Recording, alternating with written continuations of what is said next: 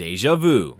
You ever walk into a place and your brain goes, hey, we've been here before, but you know for a fact you haven't? That's deja vu. The brain's version of buffering. It's like reality hit Control C and Control V, and you're stuck wondering if you're living in a rerun. Scientists say it happens when your memory misfires, like your brain is too eager to recognize something and hits the seen it button by accident. Personally, I think it's the universe forgetting to autosave and reloading the last checkpoint. I once got deja vu in a grocery store. Same smell, same sound, same weird guy holding a pineapple. For a second, I thought I was trapped in a simulation where I was doomed to buy cereal forever. It's creepy and fascinating at the same time. Imagine how many times your brain glitches without you even noticing. Maybe life's just a giant playlist on shuffle. And deja vu is when a song repeats by mistake.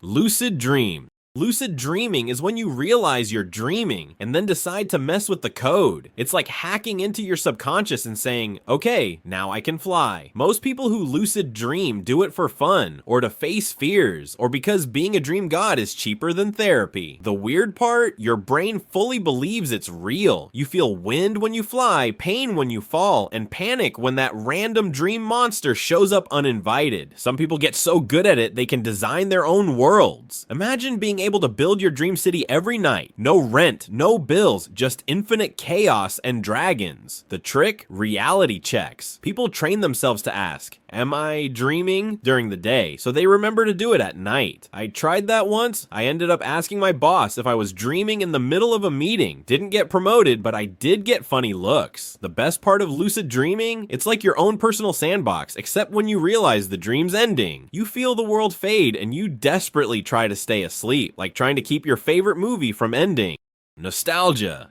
Nostalgia is that strange ache you get when you remember old times. Not because they were better, but because your brain photoshopped the bad parts out. You think about your childhood, the songs, the people, the smell of old candy, and suddenly it all feels magical. Except you forgot that those good old days also came with bad Wi-Fi and acne. Nostalgia tricks you. It edits your memories into a highlight reel. It's why old songs hit harder, why old games look cooler, and why you miss people who drove you crazy. Your brain doesn't care about accuracy, it cares about comfort. Nostalgia is emotional clickbait. It reminds you that time moves and that you can't go back. But man, for those few minutes, it feels like you did. One night I watched a cartoon from when I was a kid. Halfway through I realized it wasn't even that good. It was my memory that made it glow. Nostalgia is weird that way. It's not the past you miss, it's the version of yourself who lived it. Hey, if your brain's glitched like this before, deja vu, weird dreams, nostalgia trips, drop a comment. I want to know which bug you've unlocked. And if you're still watching, congrats. You've survived 3 mental malfunctions already. Hit subscribe before your next brain update installs automatically. Trust me, it's not going to fix the lag. The butterfly effect. The butterfly effect, tiny actions, massive consequences. One small thing can ripple into chaos, like a butterfly flapping its wings in Brazil, somehow causing a tornado in Texas. Or you pressing snooze once and accidentally shifting your entire lifetime line. It's a reminder that everything's connected. Every choice, every mistake, every weird text you sent at 2 a.m. Ever think about how one small decision led you to this exact moment? Maybe you turned left instead of right, or said yes to something random, and boom, whole new path. It's both terrifying and kinda comforting, because it means even the smallest good thing you do might change someone's life, or your own. And sometimes the butterfly effect doesn't feel magical. It feels like a glitch, like that one message you didn't send, the one bus you missed, or the one person you met by accident. But that's life. A chain reaction of chaos disguised as coincidence. The paradox of choice.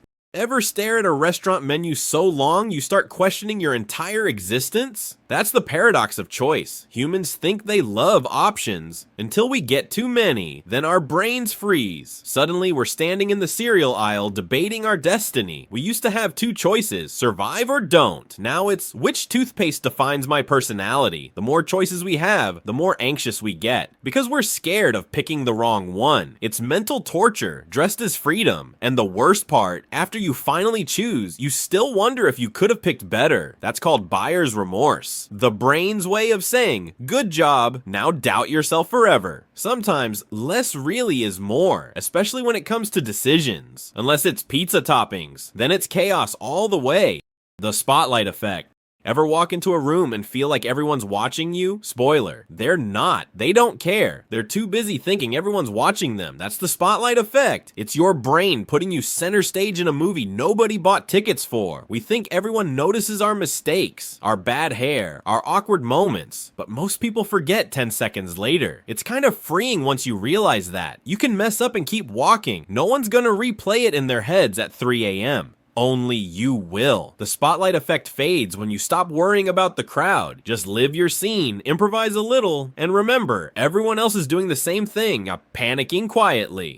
The Tetris Effect. The Tetris Effect is when something you do over and over starts bleeding into your mind. Gamers see blocks falling, cashiers dream of scanning items, and students dream about exams. It's like your brain refuses to clock out. I once played a game for 10 hours straight. That night, I closed my eyes and still saw the game's interface floating behind my eyelids. It's the mental echo of repetition. The brain gets stuck on loop, turning work into dreams and dreams into work. It's fascinating. And a little scary. It shows how powerful repetition is. What you feed your brain, it keeps replaying. So if you binge stress, you dream stress. But if you feed it creativity, curiosity, and weird YouTube videos, well, maybe it'll dream in pixels and punchlines. The Impostor Syndrome. Ever feel like you're faking your entire life? Like everyone else knows what they're doing and you're just winging it? That's Impostor Syndrome. The belief that your success is just luck, not skill. You think people will find out you're not as good as they think. Surprise! Everyone feels that way, even the pros, especially the pros. The truth is, nobody really knows what they're doing. They're just pretending more confidently. Life's one big improv show and everyone's making up their lines. Impostor Syndrome makes you forget how much you've already done because your brain keeps moving the goalpost. But here's the trick. The fact that you doubt yourself means you care. It means you want to be better. That's not weakness, that's awareness. So yeah, maybe you're winging it, but so is everyone else. And honestly, you're doing great. And if you think that's the end of the brain's weirdness, wait till you hear what it does when it argues with itself. Yeah, your mind can actually gaslight itself, but that's a story for the next one. Keep your head clear. Or don't. The glitches get even stranger from here.